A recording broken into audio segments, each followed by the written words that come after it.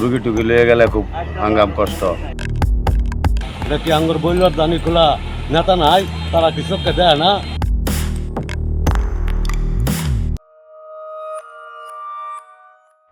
ত্রিশালের সেই রাস্তার এখন আরও দুরবস্থা। ময়মনসিংহের ত্রিশাল উপজেলার বৈলর বাজার থেকে ধানীখোলা যাওয়ার 2 কিলোমিটার দৈর্ঘ্যের সড়কটির প্রায় 1 কিলোমিটারের দশা এমনই বেহাল যে স্থানীয় লোকজনের কাছে সড়কের ওই অংশ ভোগান্তি ছাড়া আর কিছুই না। স্থানীয় সরকার প্রকৌশল অধিদপ্তরের অধীন ওই সড়কটি কাগজপত্রে পাকা সড়ক হিসেবে উল্লেখিত, কিন্তু বাস্তবে সড়কটির 1 কিলোমিটার অংশে পিচের চিহ্নটুকু পর্যন্ত নেই। অনেক দিন ধরে চলার বেঁচেছি না, গাড়ি জানা মুর পর্যন্ত কিন্তু আড্ডা যাওয়ার লাগে। এই তো রুগী টুগি লয়ে গেলে খুব হাঙ্গাম কষ্ট। রুগী লিয়ে যাওয়া জানা খুব কষ্ট, ঘুরিয়া যাওয়ার লাগে। এই যে এনে না যাওয়ার বেলে আমি এই দিশা লয়ে যাওয়ার লাগে ঘুরিয়া।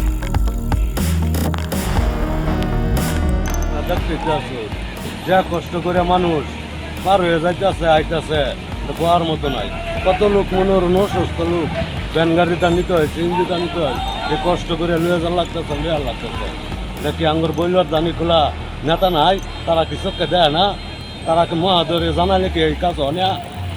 তারা কেউ কোনো উদ্যোগ হতে কেউ কথা বলে না বা কোনো কাজ করে না। তারা যার ফলে এই রাস্তা বেহাল অবস্থায় সবারই চলুন লাগতেছে। কষ্ট আর কয়দিন চল লাগবো না, তার থেকে আর কি করে এই রাস্তা ব্যাগকানি বাদ হইয়া এই মুহের জায়গা আনি ফসায় তৈ দিছে। এই ফসায় তৈ দিত এটা একটা আছে, এই মুহের জায়গা ফসায় তৈ দিছে, এটা কি হইল? এটা কি মানুষের কাজ? সরেজমিনে দেখা যায় সড়কের বৈলর বাজার অংশে আনুমানিক 1 কিলোমিটার এলাকা জুড়ে কাদা। সড়কের ওই অংশ পৌঁছে সিএনজি চালিত অটোরিকশা, ভ্যান ও মোটরসাইকেল আরোহীরা বিপাকে পড়ছেন।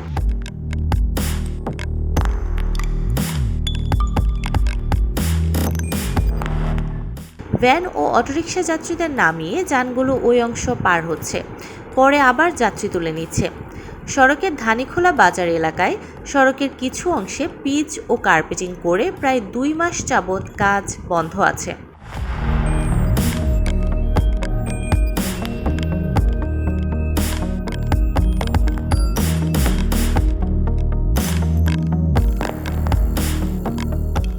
এই সড়ক দিয়ে ত্রিশালের ধানীখোলা ইউনিয়নের 6 গ্রাম এবং পার্শ্ববর্তী ফুলবাড়িয়া উপজেলার রাধাকানাই, আন্ধারিয়াপাড়া ও দবরদস্তা গ্রামের প্রায় 25,000 মানুষ চলাচল করে।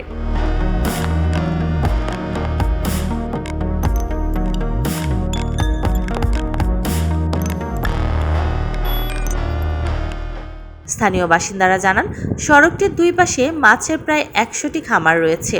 ওইসব খামারে উৎপাদিত মাছ ঢাকা সহ দেশের নানা প্রান্তে যায়। বিকেল থেকে মধ্যরাত পর্যন্ত এ সড়ক দিয়ে অন্তত কয়েকশো ট্রাক প্রতিদিন চলে। মাছবাহী এসব ট্রাক চলায় ট্রাক থেকে পড়া মাছের পানিতে সড়ক বেহাল হয়ে যায়।